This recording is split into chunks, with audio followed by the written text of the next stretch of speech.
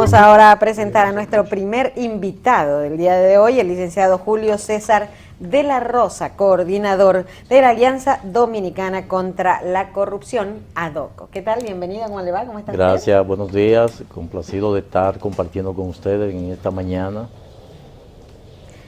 César es un buen amigo, encargado de, ya presidente por varios años de Alianza Dominicana contra la Corrupción, que ha sido una institución, valga decirlo, que ha estado en la vanguardia de las denuncias de corrupción en el país. Y no solamente la lleva públicamente, sino que le da seguimiento en los tribunales. Doctor, explíquenos qué es ADOCO. Y las personas tienen la percepción de que ADOCO es solo Julio César de la Rosa. Agréguele también si ADOCO está compuesta por otras personas, obviamente, si es una institución y si recibe financiamiento nacional o del exterior, porque para manejar estos procesos necesita recursos. Bien, la Alianza Dominicana contra la Corrupción, de la cual somos coordinador general, no tenemos la figura de presidente, surgió en el año 2000 como resultado de la integración de varias organizaciones. En el caso particular nuestro, yo dirigía una organización de prevención del uso indebido de drogas, conjuntamente con otros dirigentes de instituciones, Fundación de Jóvenes por la Democracia, Fundación SIDA de la República Dominicana. Conformamos esta alianza. Ya se advertía de que el tema de la corrupción pues iba a ser un tema de prestarle atención, y como resultado de la participación nuestra en algunos eventos que promovían la transparencia en el manejo de los recursos del Estado, sobre todo promovido por organismos internacionales, y que a través de esas instituciones que nosotros integrábamos, pues nos fueron formando en el tema, y de ahí surge la motivación. Como toda organización no gubernamental que entonces se formaba a partir de la ley o del reglamento 520, pues es una institución sin fines de lucro que está conformada inicialmente por 7 miembros, que era lo que establecía la ley, que no podía haber una organización no gubernamental con no menos de 7 personas. Como tal se integró con 7 personas, la Junta, que al mismo tiempo es la Asamblea, porque la Asamblea es el conjunto de los miembros. Entonces, ¿Ustedes hacen elecciones? Mira, porque usted se ha reelegido entonces muchas no, veces. como tradicionalmente ocurre, y es lamentable por la falta de vocación de muchos ciudadanos, pues las instituciones terminan personalizándose, porque siempre quien promueve la creación de la institución, la promueve porque cree en ello, invita a algunos amigos que forman parte de la fundación, o sea, del nacimiento de la misma, pero después van perdiendo por una razón u otra. Por ejemplo, cuando nosotros conformamos ADOCO, el coordinador ejecutivo lo era Trajano Vidal Potentini, que es el presidente hoy de la Fundación Justicia y Transparencia. O sea, él quería desarrollar sus actividades y lo que él entendía desde un ámbito más enfocado a la justicia. Y formaron parte 2 personas que una de ellas murió lamentablemente, hay otra persona, 2 de ellos se fueron al exterior, y al momento quedamos 3 personas, y fue nuevamente integrado con unas 3 personas. ¿Quién más. lo financia? Mira, doctor?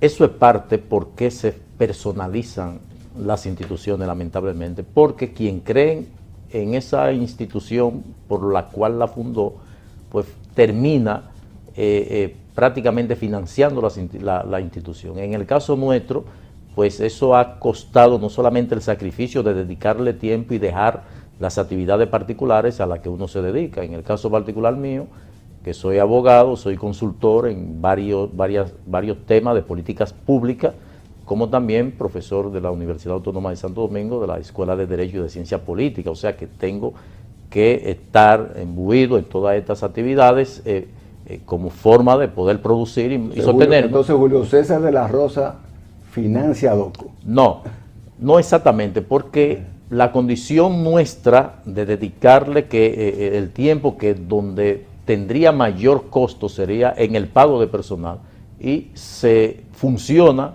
perfectamente porque hay opciones que pagar un abogado, por ejemplo, contratarte a ti para que la lleve, pues podría salir muy costoso. Sin embargo, como la asumimos nosotros mismos, pues no nos sale nada. Y tenemos gasto de manera operativa, pago de local de oficina, como el personal de apoyo que no es tan numeroso, y sí tenemos la colaboración de amigos que de una forma u otra se han interesado en el tema, amigos empresarios que hacen sus aportes no de manera constante, o sea, todos los meses, sino a propósito de cualquier evento.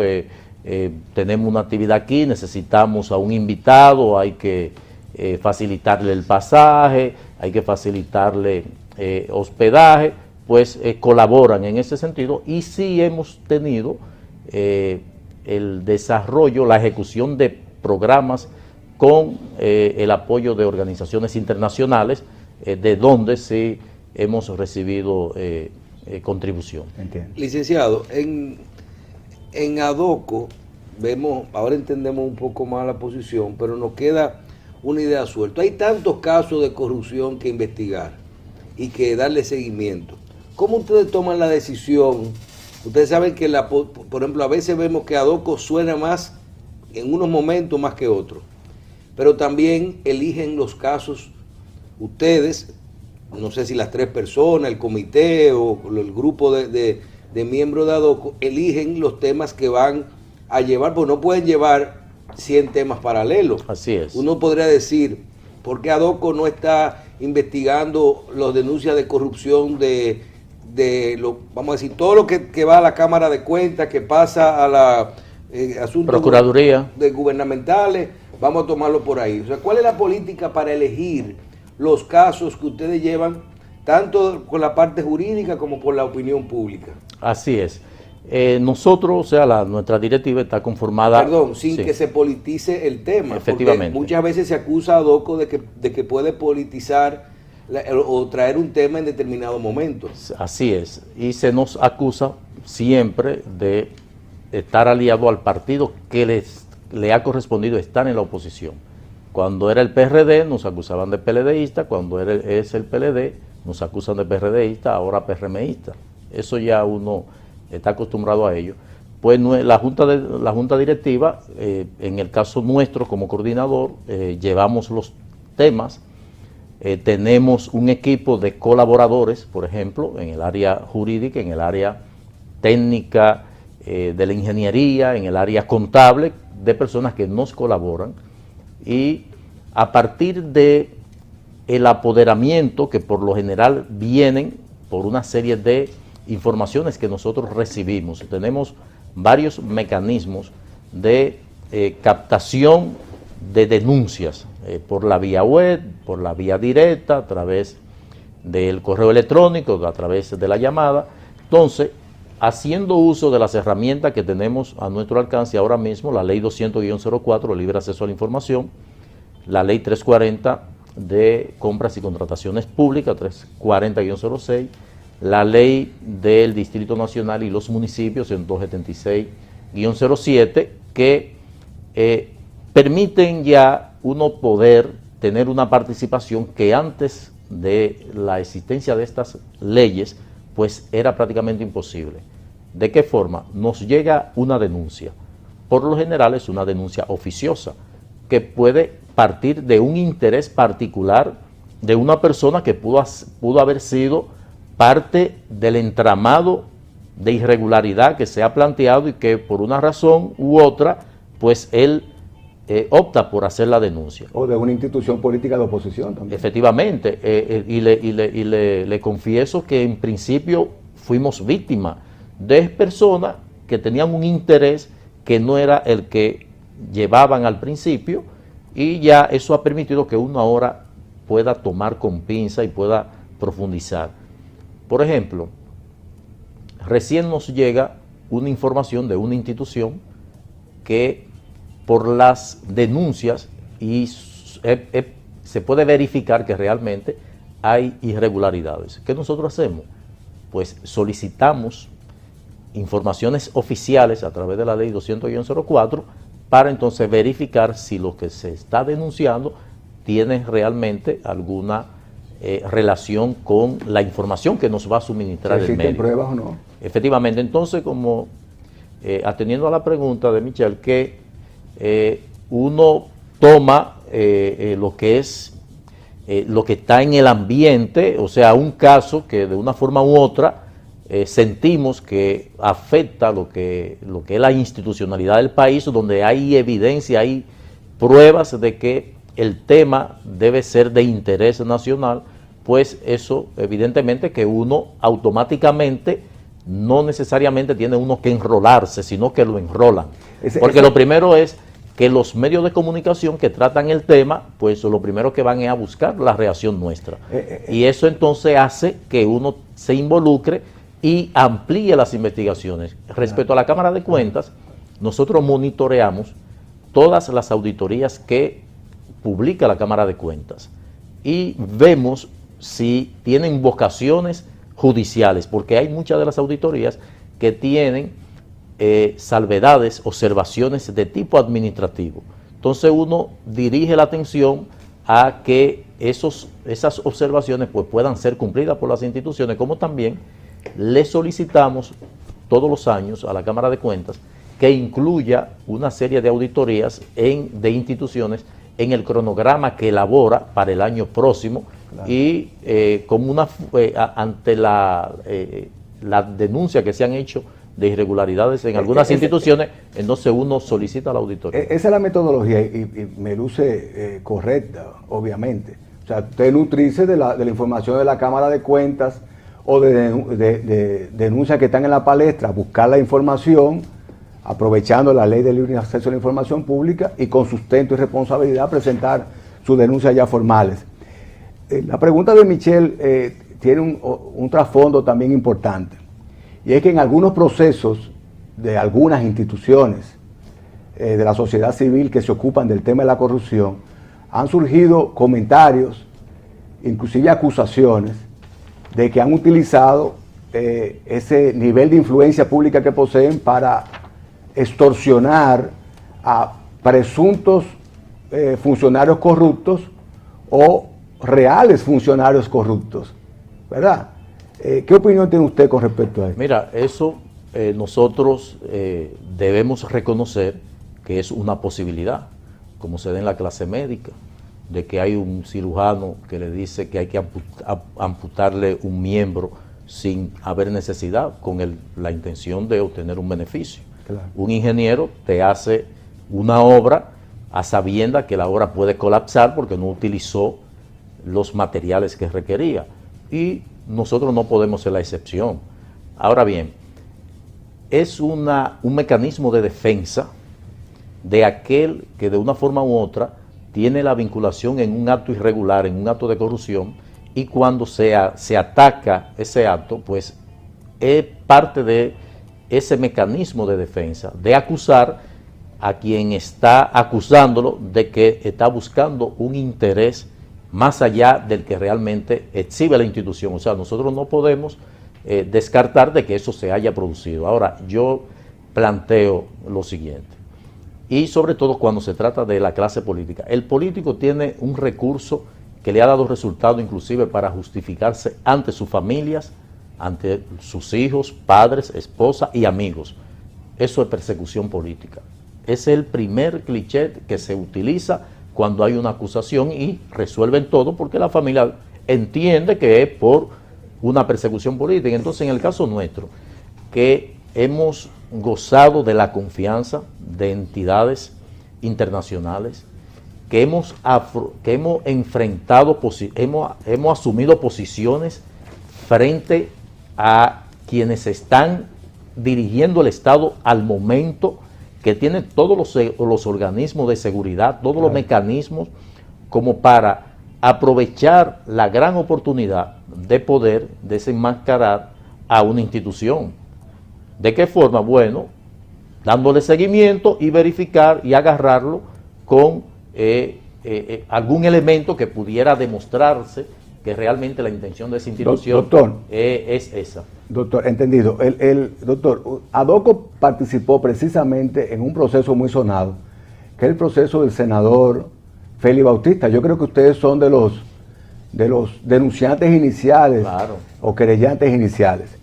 En ese caso específico, el no al lugar con que fue favorecido, ¿usted cree que falló alguien? O sea, la acusación estaba más sustentada, como dice el magistrado de la Suprema que lo juzgó, o es más impunidad de la que ya conocemos. ¿Cuál es su opinión al respecto? No, yo le voy a dar la opinión como actor de ese proceso inicial. Nosotros sometimos, a partir de un preliminar de auditoría, que es el mecanismo que la ley 10-04 de la Cámara de Cuentas establece. Cuando se audita una institución pública, se concluye la auditoría y se le envía el preliminar de la auditoría para que haga los reparos del lugar. Tiene un plazo de 15 días. Si no hace los reparos del lugar, pues le da aquiescencia a lo que dice el informe preliminar. En esa ocasión a la OISOE se le hace esa auditoría. En esa auditoría se incluye la remodelación del Palacio de Bellas Artes, que se había denunciado que hubo una sobrevaluación de la obra. Sí. En tal sentido, con ese preliminar de auditoría que no respondió la OISOE, nosotros procedimos entonces a presentar una denuncia ante el Ministerio Público. El 15 de agosto del 2012 se nos notifica, un día antes del traspaso de mando, se nos notifica un archivo provisional de la denuncia que nosotros presentamos. El día antes de la salida del presidente Fernández. Efectivamente. Esa decisión del Ministerio Público nosotros la recurrimos a partir de un recurso de objeción ante la Suprema Corte de Justicia, designa a un juez de la instrucción especial para que conozca la objeción que nosotros presentamos. El juez dio ganancia de causa en favor nuestra, porque decidió que el Ministerio Público pues prosiguiera la investigación. Ellos recurrieron la decisión, la Sala Penal de la Suprema Corte de Justicia conoció de la misma, tuvimos cerca de 2 años en este caso. Finalmente la Sala Penal pues evacuó una decisión dejando sin efecto la decisión del juez de la instrucción especial. A todo esto... O sea, confirmando el archivo. Efectivamente. A todo esto entonces llega el caso de la presentación de acusación por parte del Ministerio Público. ¿Dónde estuvo la falta del Ministerio Público y que nosotros responsablemente denunciamos? Que el Ministerio Público nos excluyó a todas las organizaciones que habíamos presentado denuncias y querellas y que habían sido objeto de decisiones de archivo y que se habían recurrido. Y esos mismos elementos que ya habían sido juzgados, el Ministerio Público tomó parte de ellos, pero nos excluyó porque cuando presentó acusación debió comunicarnos a nosotros, y tú como abogado lo sabes, como denunciante, para ver si nosotros presentábamos acusación individual, formalizábamos ya la condición de querellantes y actor civil, o si nos adheríamos a ellos. Nada de eso ocurrió. Nosotros nos enteramos cuando fueron a buscar reacción los medios de comunicación. ¿A qué nosotros le atribuimos eso? Precisamente a lo que hemos acudido en estos momentos. Una negociación entre los principales líderes del Partido de la Liberación Dominicana, que de seguro implicaría el abandono de la persecución contra el senador Bautista. Pero déjeme ver si yo entiendo. Usted me está diciendo que el hecho de que el Ministerio Público haya presentado una acusación con los mismos hechos es parte de un acuerdo político para conseguir un lugar? No solo eso, sino que nos excluyó a nosotros. O sea, Cuando digo nosotros, a DOCO, a C3, a CONA, al excluirnos, pues el Ministerio Público tiene la sartén por el mango, o sea, es el dueño de la acción. Y en vista de esa situación, pues permite decidir en cualquier momento la situación que entienda, debe decidir, pero también el hecho de introducir elementos ya juzgados, pues evidentemente que iban a ser tomados en cuenta para la decisión, que es una decisión que nosotros rechazamos. ¿Por qué? Porque habían elementos que sí debió tomar en consideración el juez de la instrucción especial. Y no lo hizo. Y no lo hizo, como el elemento de enriquecimiento ilícito que fue surgiendo en medio del proceso de la investigación, cuando se pudo demostrar, se pudo verificar que hubo adquisición de bienes que no estaban en principio en medio de la investigación. Doctor, permítame interrumpirlo, porque tenemos que hacer una pausa para que lo retomemos en ese mismo punto, porque usted ha dicho algo que es muy importante. ¿Venimos ahora? Vamos a pausar.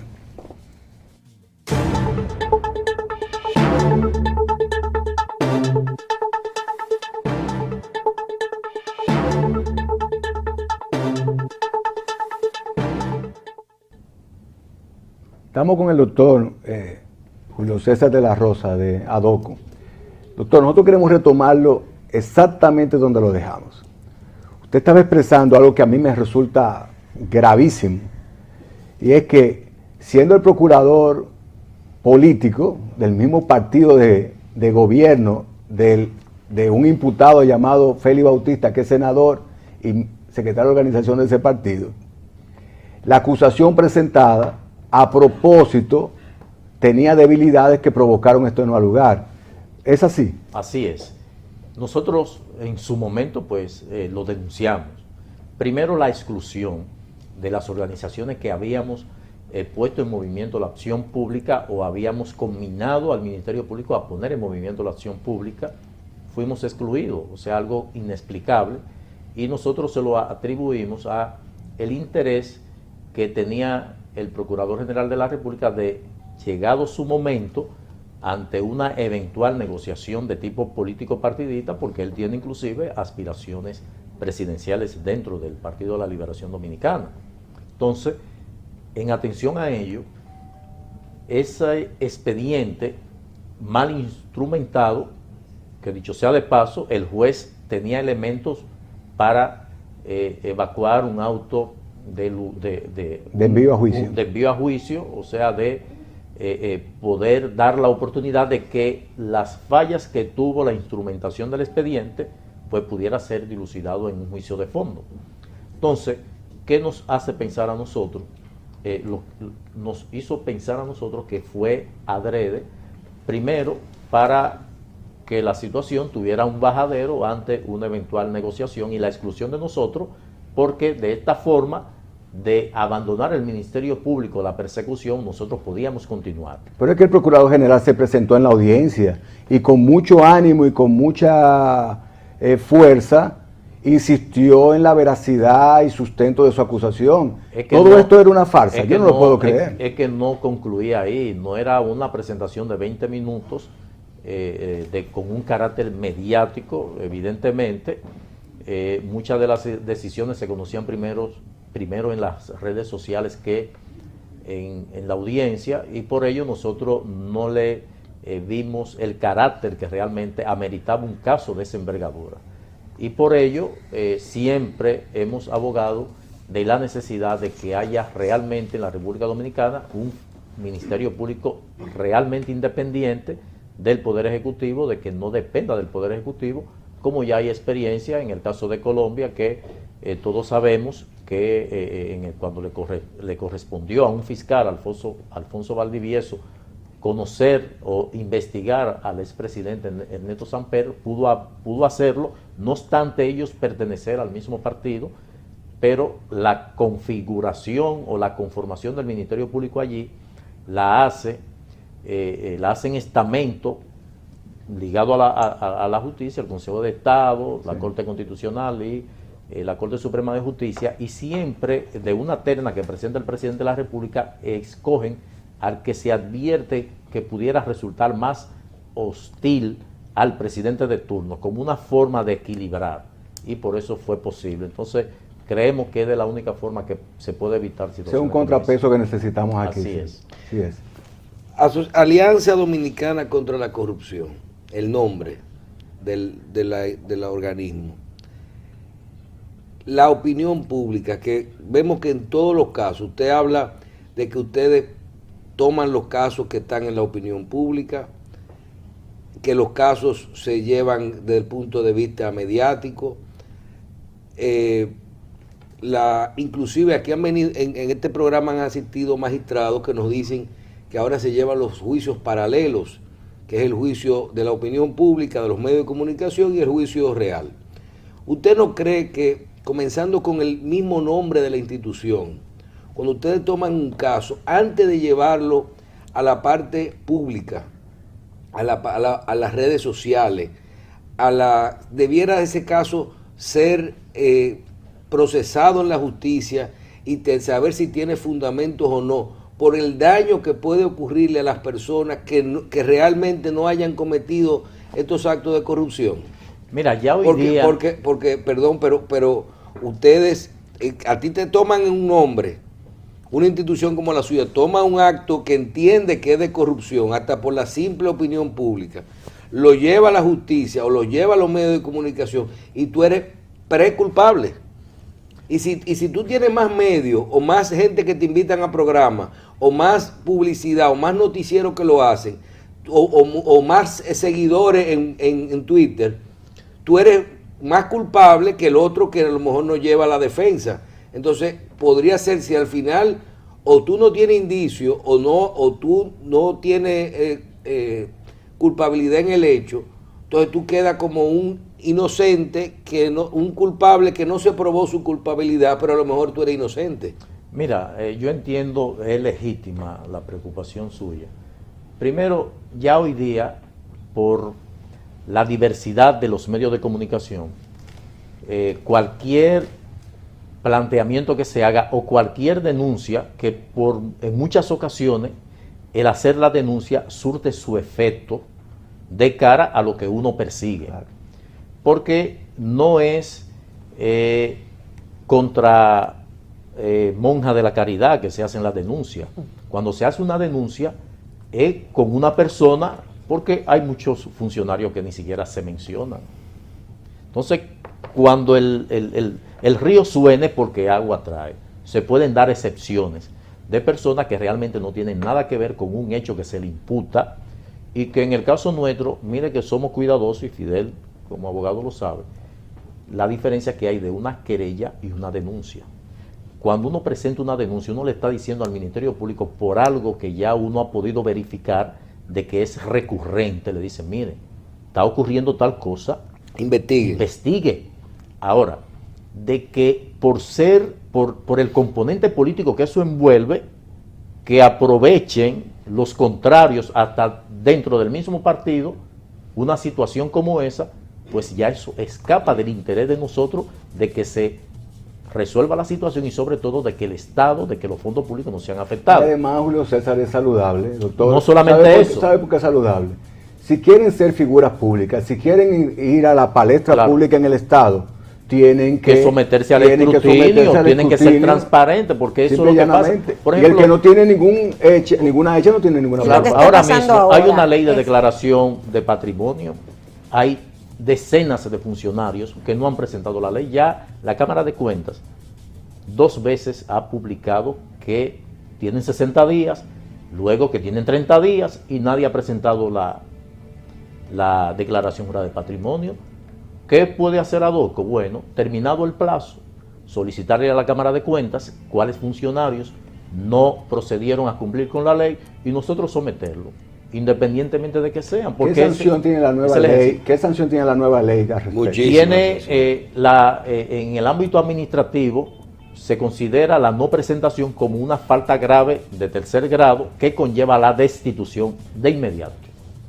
pero ya si se falsean los datos en una declaración jurada de bienes, puede contemplar sanciones hasta de 10 años, como también se infiere o se reputa como enriquecimiento ilícito la diferencia que pueda haber entre la declaración original y la de entrada y la declaración de salida. Lo que es una pena, doctor, es que es una ley, la modificación es recientísima, de hace unos 6 o 7 meses. Sí, fue del año que lo que pasado. tiene que cuidarse son los funcionarios actuales. Así es, porque a ellos se le van a aplicar. Exactamente, no tiene el efecto retroactivo. Entonces, para concluir con la inquietud de Michelle, eso se da y por ello nosotros ya cuidamos y con mucho tacto pues manejamos los casos. Para citar un ejemplo, el día pasado a nosotros nos traen evidencia de una situación irregular en la adquisición de un terreno para la construcción de una escuela.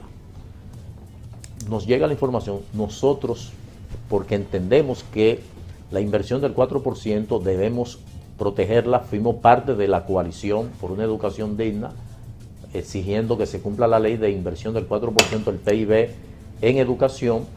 Nosotros les remitimos la información que teníamos con la documentación al ministro de Educación para que tome conocimiento de ello y ponga reparo a las siguientes adquisiciones de solares para la construcción de escuelas.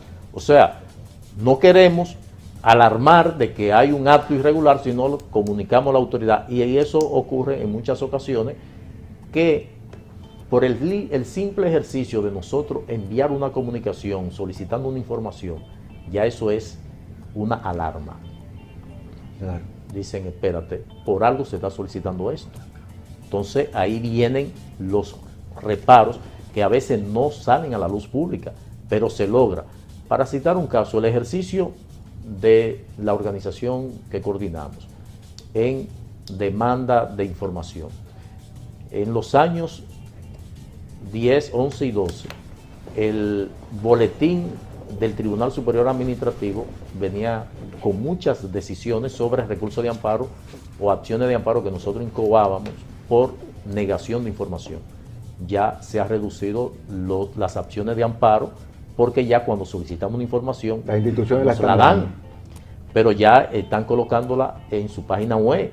Pero ya cuando un ciudadano común va a hacer la solicitud, pues encuentra una oficina de libre acceso a la información que la ley lo establecía, pero la demanda, la presión de las organizaciones, entre las cuales se encuentra DOCO, solicitando información, obligó a que se crearan esas oficinas. Claro. ¿Y no tienen reparos en darle información? Así es, dan todas las informaciones, inclusive la ley establece que terminado el plazo de 15 días para dar la información, si tienen algún inconveniente, pueden acogerse a un plazo de 10 días adicionales. Pues solicitan esos 10 días adicionales y en 5 días la dan. El caso del Darío Contreras. Nosotros tenemos información desde hace tiempo de que hay irregularidades, de que hubo una sobrevaluación. ¿Qué está pasando con esa ¿Qué denuncia? hicimos? Solicitamos a los ISOE el presupuesto, el contrato original, y nos permitió eso verificar que el contrato de 880 millones de pesos, producto de la licitación que se hizo, terminó en 1.500 millones de pesos. De 80 a 1.500. De 880 a 1.500. Okay.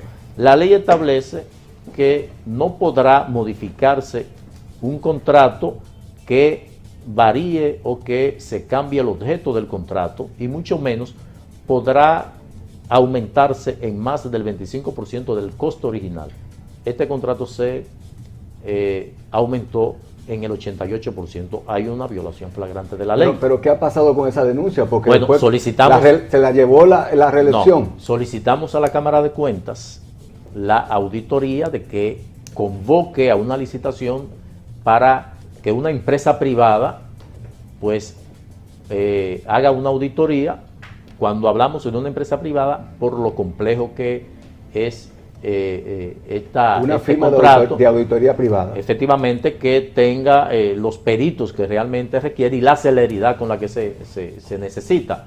En ese orden estamos esperando respuesta de la Cámara de Cuentas, estamos haciendo acopio de informaciones que nos hemos solicitado a otras instituciones públicas, como también estamos recibiendo, después de hacer la denuncia, pues han llovido, no solamente por el Darío Contreras, sino por otras obras que está haciendo la institución. ¿Van a esperar entonces este informe de esta firma de auditores? No necesariamente.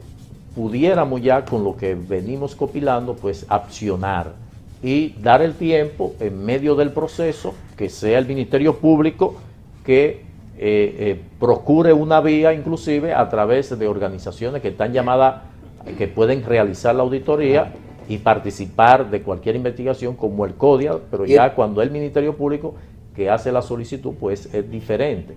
Entonces, estamos haciendo acopio de toda esa documentación. Es importante esperar esa auditoría de la sí, Cámara de Cuentas. Porque se nos están cayendo... Porque se va a caer igual. Se han caído casos precisamente esperando la auditoría y finalmente transcurre el plazo. Sabemos que aquí el que no es familia, es amigo o vecino, pues se aprovechan coyunturas del momento y se pone a dormir el sueño eterno para que el caso finalmente se pierda el interés, y como en la República Dominicana un tema mata a otro, como tú acabas de terminaste de señalar, de que si la reelección se llevó el caso del Darío Contreras, porque esa es la dinámica y se apuesta a eso. Sin embargo, nosotros estamos atentos a todo ese tipo de cosas y por ello, claro, en ocasiones, pues, sale de repente ADOCO a tener una mayor... Y es importante en dos sentidos. Si se realiza la auditoría y resultan que hay irregularidades de tipo inclusive penal, llevar el proceso, pero si resulta de esa auditoría que no hay ningún tipo de irregularidad, igualmente ADOCO o cualquier institución debe simple y llanamente reconocer que no hay nada. Así es, esa es la dinámica. Por eso ya, en principio, uno como una forma de ponerle stop a situaciones que se están dando. ¿Por qué? Y eso ayer lo verificamos. El director del Hospital Darío Contreras, que lo sacaron, fue cancelado, nunca lo dejaron entrar a la construcción del Darío Contreras. El Ministerio de Salud Pública, el ministro saliente, al que destituyeron, nunca lo consultaron, menos lo dejaron entrar al Darío Contreras. Ahora, después de esta situación, que los médicos dicen que hicieron consulta, y por ejemplo, hay un quirófano de pediatría, pero no hay sala de pediatría. No hay, o sea, sala de recuperación para pediatría. Consultorios sin baños, de que el comedor de los médicos estaba frente a la morgue. Entonces, ¿por qué ocurrió eso? Porque no se le dio participación al ministerio responsable. Una cosa, y ustedes no están mezclando tres cosas. Una cosa es que el concurso, para eso no hay que hacer una auditoría. Si el concurso era de 800 millones y se terminó, exactamente. Otra cosa es un acto de corrupción, de que haya sobrevaluación en un presupuesto, que para eso hay que esperar una auditoría del CODIA o de la Cámara de Cuentas o de una firma de auditores. Eso no se sabe. Hay que esperar. Y lo otro es el hecho que no es un acto de corrupción de tomar y remodelar un hospital y con lo que tú tenías, tú hacer un hospital.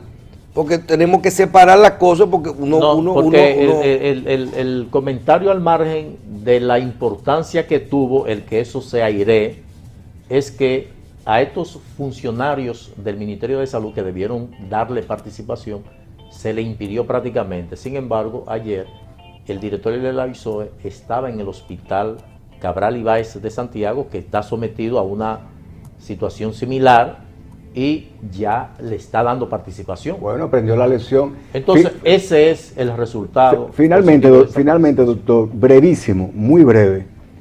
Las denuncias de soborno en el Congreso para la aprobación de la reforma constitucional lo que están haciendo ustedes. Nosotros lo que hemos hecho como ciudadanos, como organización preocupada por el fortalecimiento institucional en la República Dominicana, ante la inercia del Ministerio Público, que no obstante haber ocurrido denuncias de actores del proceso de modificación de la Constitución, primero cuando se convocó a la ley, al conocimiento de la ley de convocatoria a la revisión de la Constitución, se hicieron denuncias de que había soborno para lograr votos a favor de la misma, y posteriormente en medio de la asamblea también hubo este tipo de denuncia, y el Ministerio Público, aún ofreciéndose a algunos legisladores a dar las informaciones, no lo citó. Nosotros hemos solicitado una investigación en torno a las denuncias. En caso de que hubieran pruebas,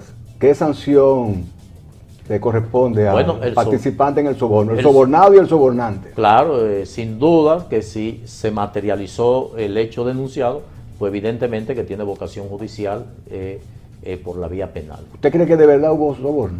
Bueno, es lo que dice Voz Populi, Voz del Pueblo. Por algo es, nadie se va a inventar una cosa. Lo que usted decía. Lamentablemente. Bien, doctor, muchísimas gracias por su comparecencia. Gracias a ustedes. Ha sido muy enriquecedora sus declaraciones, su posición, y le apoyamos a que eche hacia adelante y que cuente con este espacio para sus denuncias y para ver si se combate, aunque sea desde el ámbito de la opinión pública, y podemos revertir esta cultura de corrupción en República Dominicana. Así esperamos. Muchísimas gracias. Empieza por algo. Gracias. Vamos a hacer una pausa, venimos inmediatamente, no se vean.